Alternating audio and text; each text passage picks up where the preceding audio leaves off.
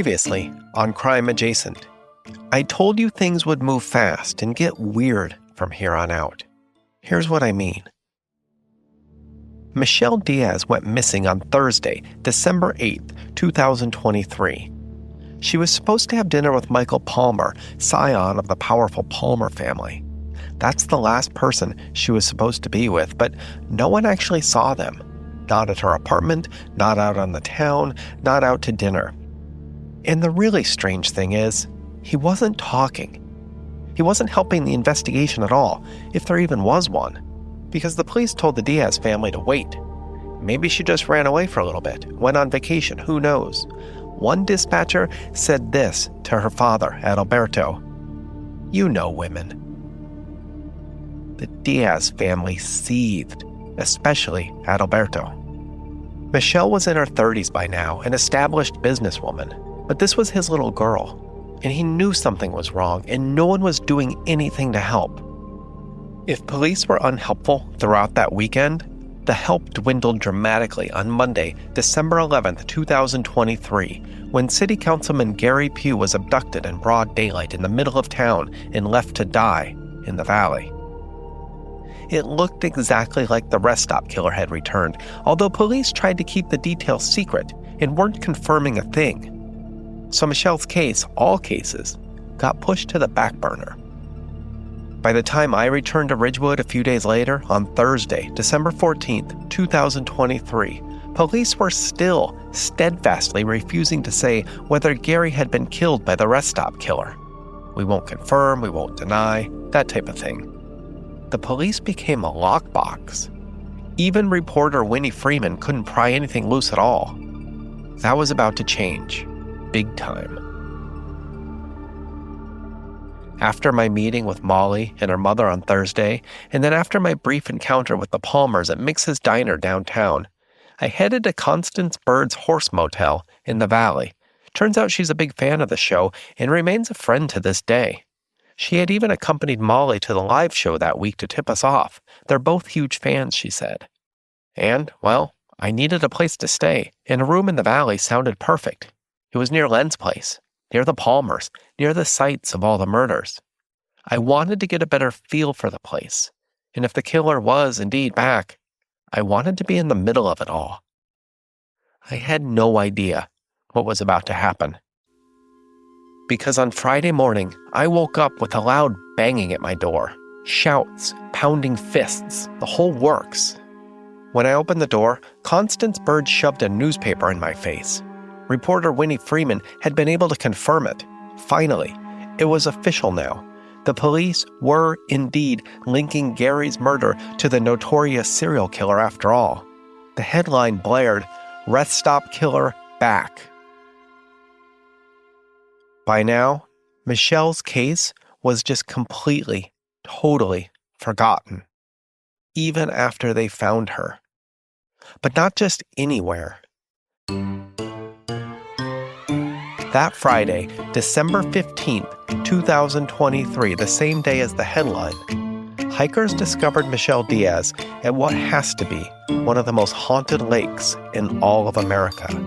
A lake used as a hunting and killing ground by some of the most notorious serial killers of the 20th century. Here's the story. But first, please like and review and follow Crime Adjacent on your favorite listening apps. It helps more than you know to keep the show going, and it is deeply appreciated. Thank you. From San Francisco, this is Crime Adjacent, the never-ending true crime story told weekly. I'm Chase Patrick.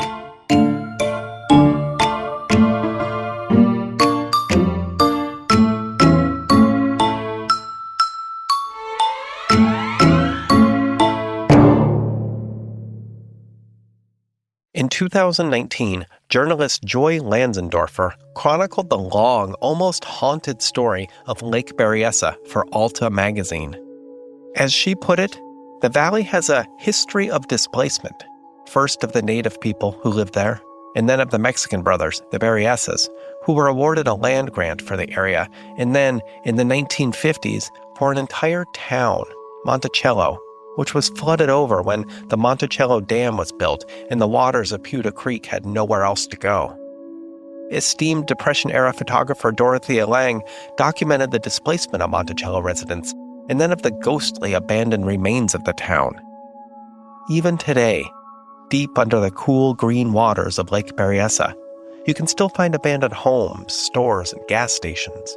It feels like an underwater ghost town, a graveyard, which seems absolutely fitting for what would happen at the lake over the years. The lake is not far from Ridgewood, only a few miles up a 2-lane road that runs from the valley past the Palmers and into Napa County. The lake and surrounding hillsides share much of the same geology as Ridgewood: rolling hills, oaks and laurels, roaming mountain lions, and crying hawks circling overhead in crisp blue skies. It also shares the same haunted history as Ridgewood, as a site of some of the most horrific murders in true crime. As I mentioned in the previous episode, on September 27, 1969, the Zodiac stabbed 2 picnicking college students on the shores of Lake Berryessa, just off Knoxville Road.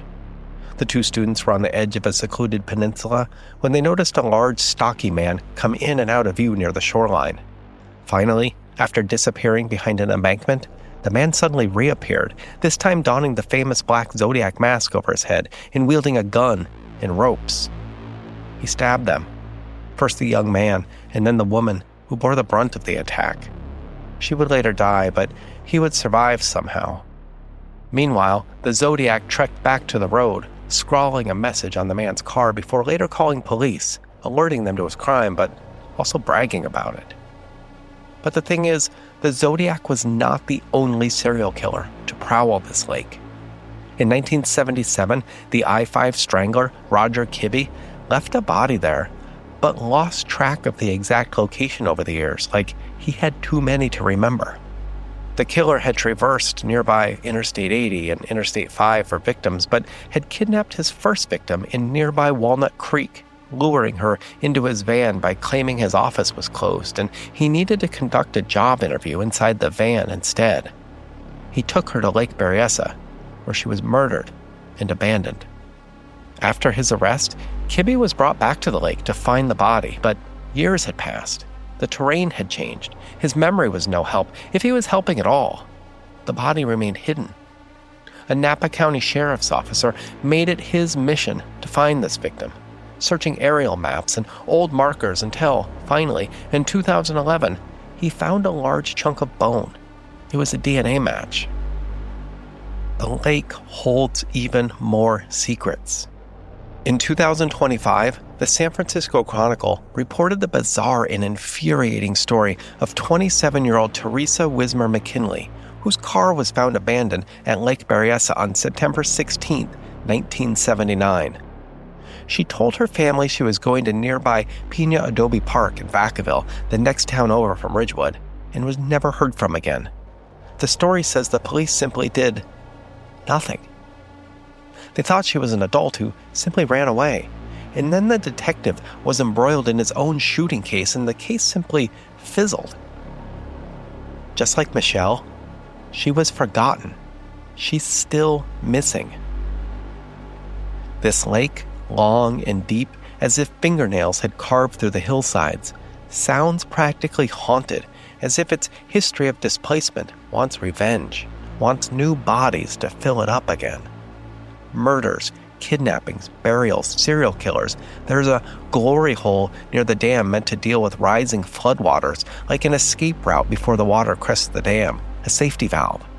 But this, too, has claimed victims, pulling swimmers and daredevils into its vortex. The lake will not be denied.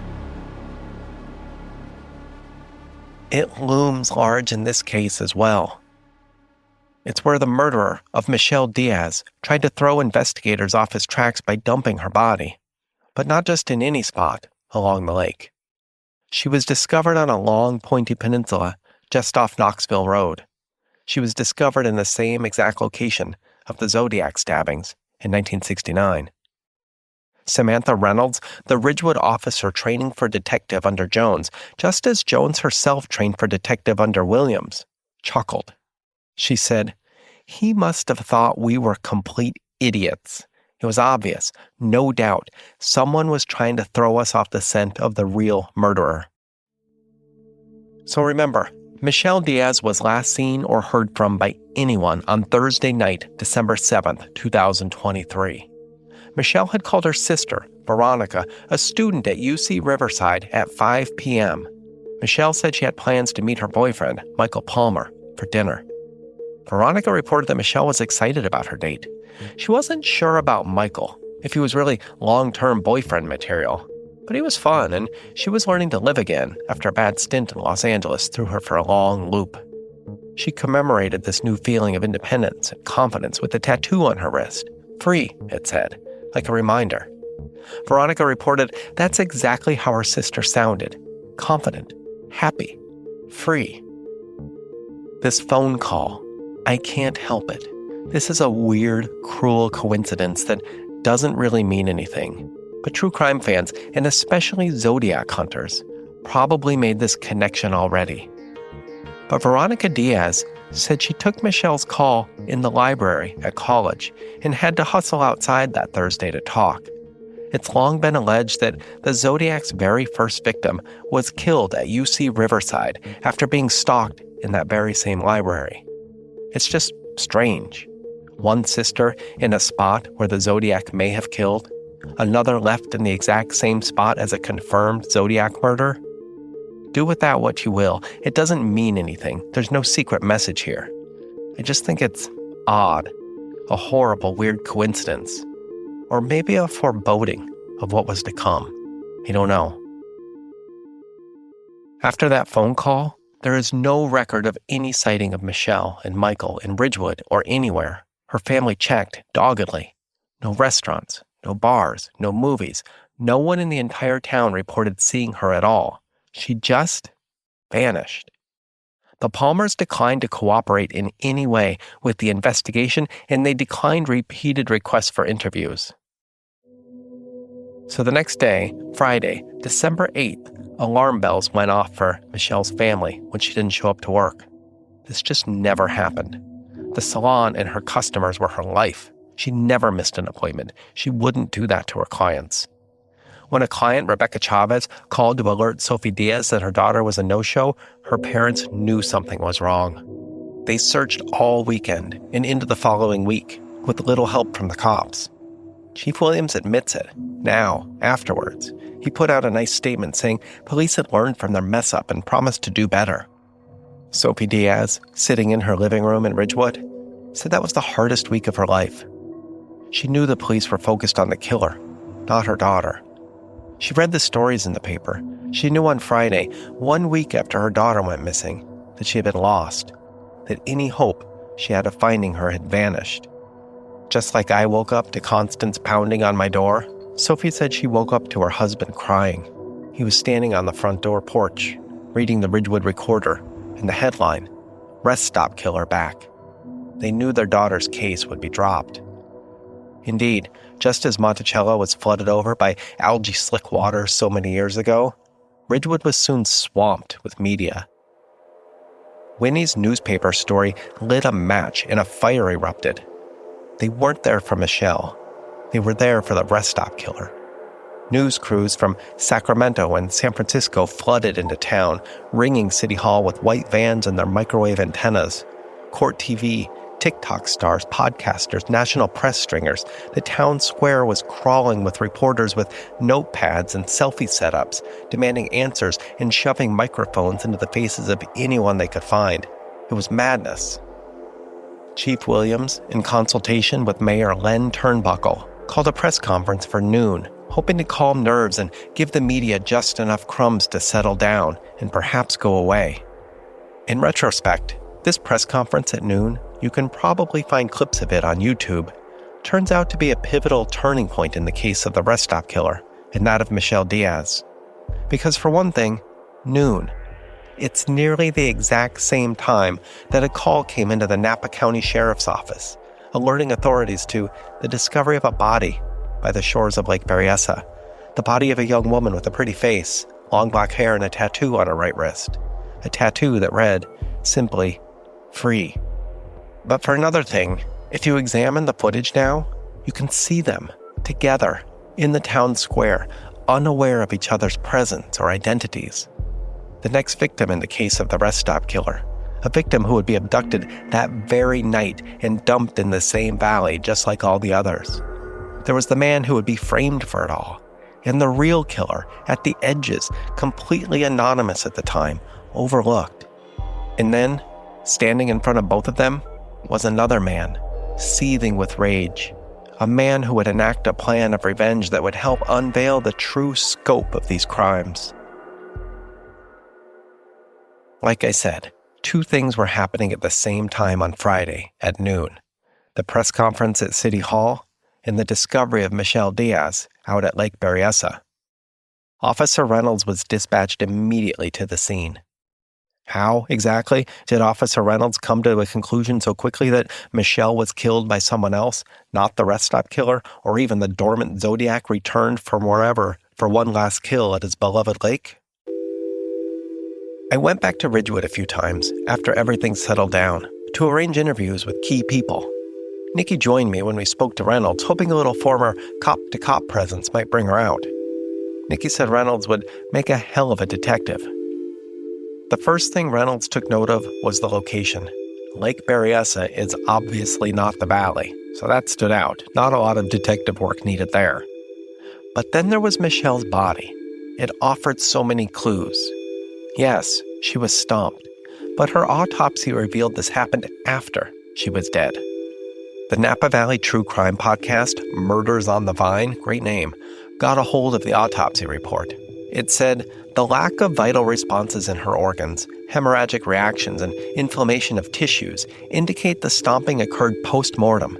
The real cause of death was manual strangulation, as evidenced by ligature marks and petechia, along with congestion in the cervical soft tissues, all telltale signs of strangulation. In other words, the stomping came after she was dead and wasn't the cause of it, as in the rest stop killings. Also, there was no bruise on the back of her head or even a stab wound like Gary, but plenty of defensive wounds, something you didn't find with the rest stop killer either. He was a sneak attacker, not a fighter. The defensive wounds. It was evident to Reynolds immediately. Michelle had fought like hell. In addition to all that, Michelle's clothes were intact.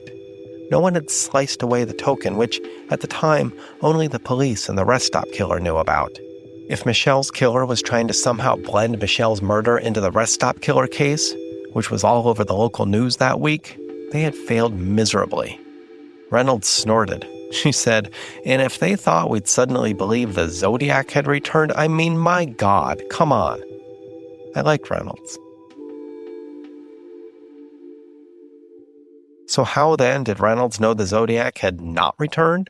After all, this was the exact same spot off Knoxville Road that he had killed before. Reynolds laid out a compelling case. For starters, the murder and dumping of Michelle's body required a young, strong person to carry Michelle to where she was later discovered on the shore. There was only one set of footprints, deep footprints. Someone was carrying something heavy. There were no drag marks or tire marks. Whoever had done this had to be incredibly strong to walk nearly 200 yards from the road to the dump site. Michelle was light, topping out at 110 pounds. Reynolds said, "But dead weight is dead weight, especially in muddy, unstable ground. That took strength." "Think about it," Reynolds said, growing more and more determined and using her hands as she spoke. The real Zodiac might have been able to do this back in the 60s or 70s, maybe even into the 90s. If he was maybe 30 or 40 or 50 years old at the time, it wasn't out of the question. The killer was thought to be a larger man. But now, more than 50 years later, the killer would be too old and frail for such a feat, if he were even alive at all. Plenty of the best suspects are now dead.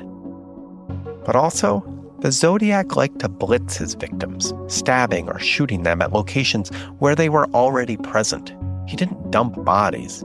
He found live victims and then murdered them where they were, with the exception of Paul Stein, the cabbie he lured to a fancy neighborhood and then shot. No, this was a crime of passion, as the saying goes.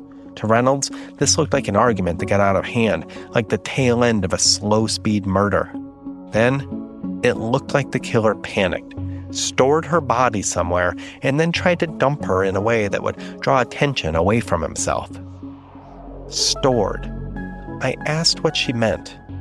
She pointed to the autopsy. It said, "The body shows atypically preserved soft tissue consistency with limited decomposition changes, consistent with storage in a cold environment, freezer, or large commercial refrigerator for perhaps several days after death."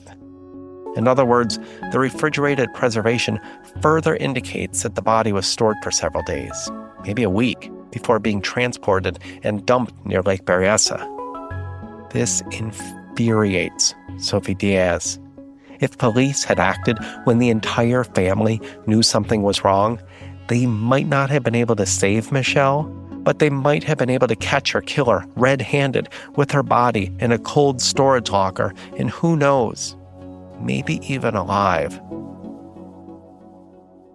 So where does all this point?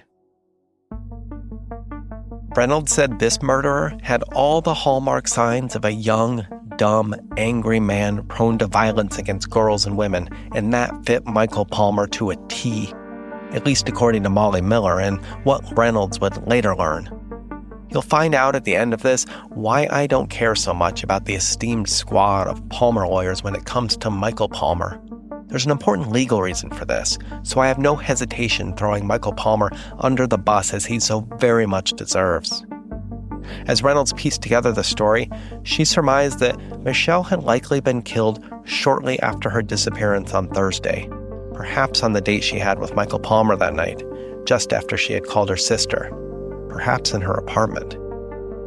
Reynolds can't be sure exactly what happened, but she knows that Michelle was then stored somewhere, cold. She said, like game. Along with one obvious trail of large boots at the crime scene, the kind of boots hunters or anglers wear to wade through shallow waters, Reynolds suspects the killer was likely a hunter. Michael Palmer is a hunter. His Instagram page boasted endless photos of his prized takes. Reynolds learned the family has a cabin way up in Northern California near the Wintoon Hunting Lodge in Siskiyou County. It's a grand old estate from an era of railroad and gold rush barons and is still used today by some of the country's most elite families, old money. The Palmers hope their hunting cabin's proximity to the famous Wintoon Lodge might rub off on them in some way, lend them an aura of respectability. Michael Palmer was known to hunt in this area and beg for invitations to parties at the lodge. I'm almost gleeful to note he was turned away each time. He was not in the same league. So then, what happened? Reynolds suspects he killed Michelle, panicked, and then stored her body in their hunting cabin freezers until he could figure out just what to do with her. Inserting her into the middle of the Zodiac killer or the rest stop killer cases might have seemed like a smart way to throw off investigators, but only to a young, dumb, angry, panicked man. All evidence pointed to Michael Palmer. Sophie Diaz said she told police everything about him early on, arguing it's usually always the love interest. And she knew his history. The whole town did. She demanded they look into him, but all she got was this: "We're investigating every lead, including the possibility that she ran away." She and Adalberto knew about the connections between the Palmers and the police. They knew they were covering for the family. The press conference only confirmed it. Like I said, two things happened at the same time that Friday. They found Michelle's body and the press conference. I've never seen a press conference like this before. It was madness. News crews filled the grassy town square. Residents pushed forward, eager for information, desperate for answers. Sophie Diaz said she almost couldn't believe her eyes. There was the mayor with other city council members like B. Macy and Margie Miller. They looked scared and hesitant. There was the police chief, Al Williams, and Detective Jones. They were all on a makeshift stage in the middle of City Hall's grassy main square. This is what Sophie couldn't believe. The Palmer family was on stage with them for some reason. It didn't make any sense. Why? Because they owned the land where all the bodies were found? Or because they were orchestrating everything from behind the scenes? Sophie wanted answers. So did Adalberto. He stood beside her, quietly raging. I had to admit I was with Sophie Diaz on this one. It just didn't make any sense. And as I watched the press conference while standing next to reporter Winnie Freeman, I decided I needed to find out more about the Palmers. I began to develop a plan for later that night.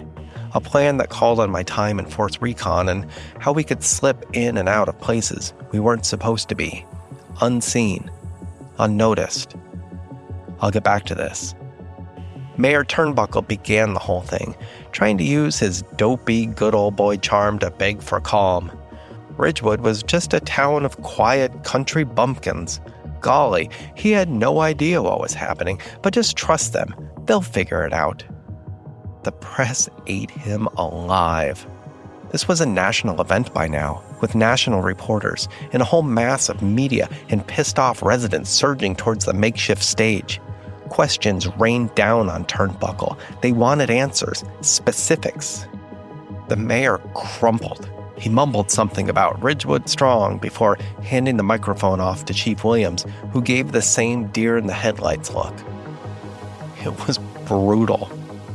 Questions came in staccato bursts from the crowd. Was the rest stop killer back? Was Ridgewood safe? Where is Len Macy? Why is Daniel Palmer there? Where were you, Chief, when Gary Pugh was killed? Williams held up his hands and said all resources were being devoted to the case and that Ridgewood residents were safe. Please, he implored, please, just give them time. And then it came, a shout, singular and booming. It silenced the crowd. All heads turned. A red-faced man pushed through the crowd of reporters, angrily jockeying for space at the front of the stage. A wake of white flyers left a trail behind him. It was Adalberto Diaz. Honestly, I fucking love this man. He would not be denied. He raised a fist filled with white flyers with his daughter's face on them, and he shouted, "All resources, Chief? What about my daughter? Where are her resources? And why is he there?" Adalberto pointed a finger at Michael Palmer. Michael Palmer practically melted off the back of the stage, followed by his father and his mother.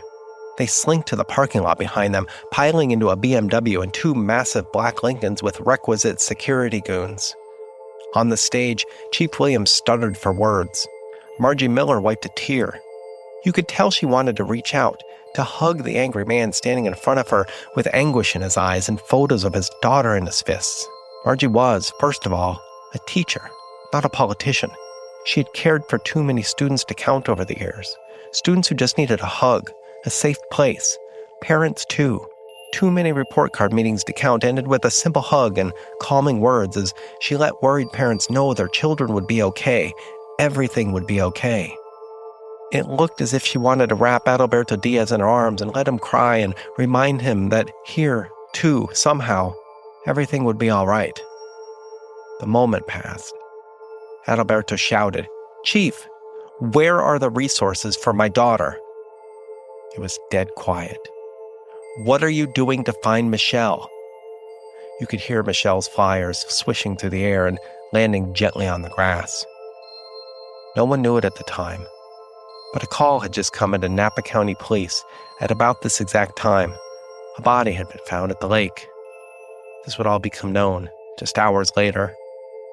I'll never forget this moment. The silence hung in the air. The chief stumbled for words. Adalberto waited for something. Anything. Then, a sigh. Loud. Annoyed.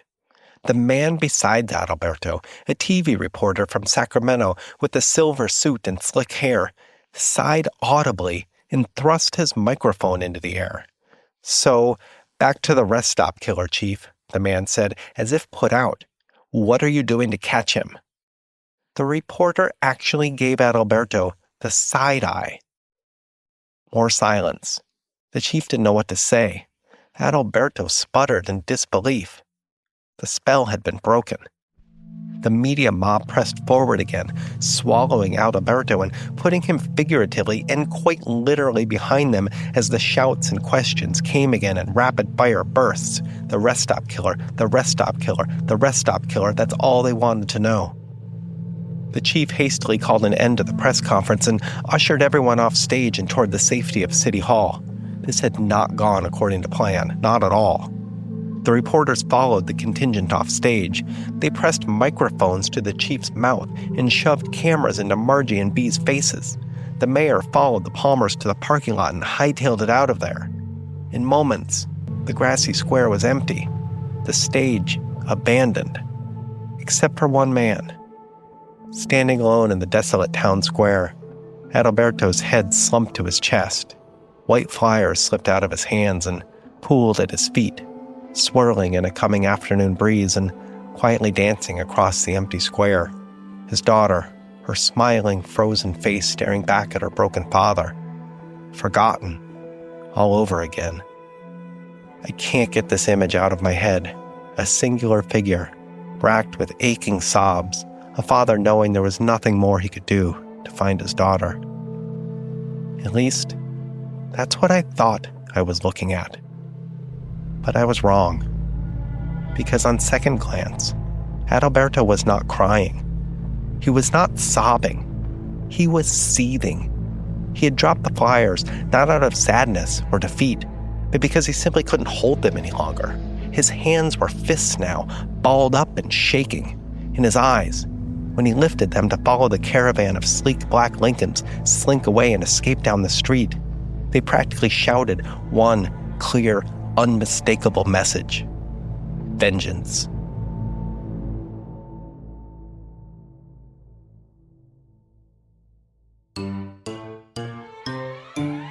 Next time on Crime Adjacent.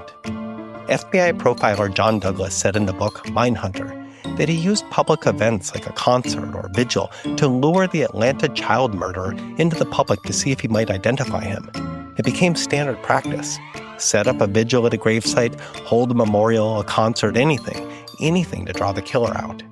Then take pictures of the crowd and go fishing, see what you find, see who shows up.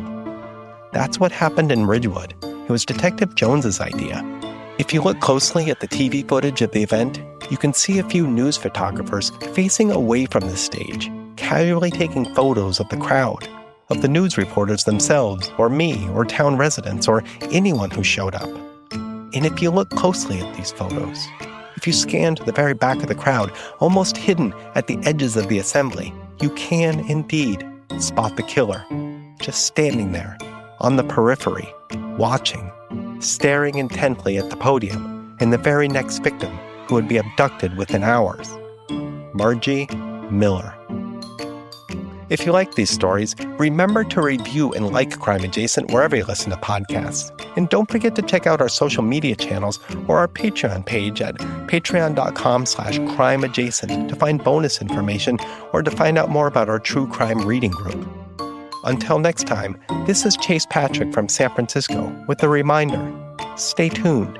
You'll never unhear what happens next.